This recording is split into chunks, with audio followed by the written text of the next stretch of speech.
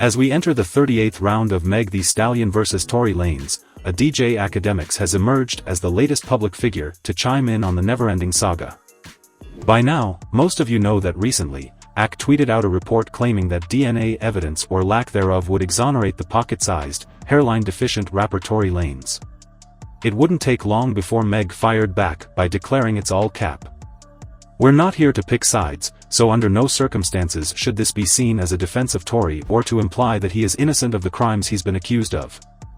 To keep it all the way real, Tory has enough short man insecurities to star as an Oompa-Lumpa in an all-black Willy Wonka reboot movie. Matter fact, I would put my money on Meg over Tory in a fair one any day.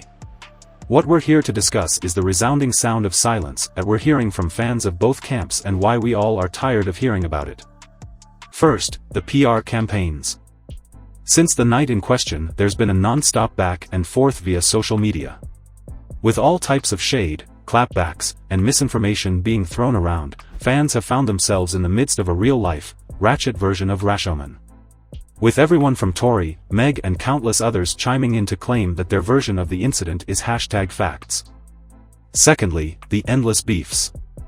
With us being almost 2 years removed from the alleged shooting, not only has Meg's popularity waned, but if we are keeping it a buck, everywhere that Hurricane Meg travels, she leaves a trail of Twitter beefs, label woes, and controversies in her wake. In the last 18 months, Meg has been firing rounds from the Twitter Draco with tweets and Instagram posts, with most of her targets being artists that are probably on your playlists as we speak. Everyone from fellow, I spend every waking moment overcompensating for my height, short man DaBaby, to the goat of Kanye West swagger jackers, Travis Scott, to the who knew we would let the movie Bamboozled happen in real life, example Kodak Black, and many more. Additionally, with her recent feuds with Doja Cat, Asian Doll and Nicki Minaj, Meg has proved that she's an equal opportunity dispenser of toxicity. Hot Girl Summer 22 is now officially in jeopardy, with the one common factor being Megan Thee Stallion herself. Her endless beefs and inability to get along with anyone, man or woman, would indicate that unless everyone in the world is actually plotting to take her down, she must be the problem. That's not to say that she's lying, but it just makes it hard to sympathize.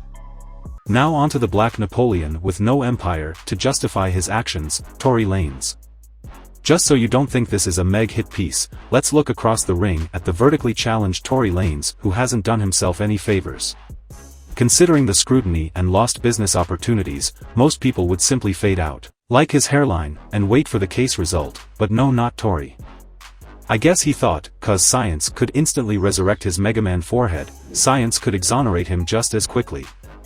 Proving that he's illiterate when it comes to reading the room, Tory has seemed desperate to outdo each of his previous dummy moves, like sending tweets hinting at his vindication, bragging about smashing Megan's friend, or dropping the ill-conceived and ill-received album Daystar. Maybe he should have named it Daylight, because that's the only thing we saw in his interviews shining off of his bald dome until he was finally able to get a youthful shape-up. It seems like he's trying to race Meg to the demise his career. To wrap this up, both Meg and Tory haven't put up with the disrespect put on their names and have been making their cases in the court of public opinion. And after all of the antics, buffoonery, thuggin', the fact remains, one of them is lying. Word on the streets, the case should be coming to a close soon, but if we're keeping it G, I stopped watching this soap opera last season. But no cap, I will be tuning in for the last episode. What do you think? Are you still invested? Excited to get to the truth? Or will you ignore this like you did both of their most recent projects?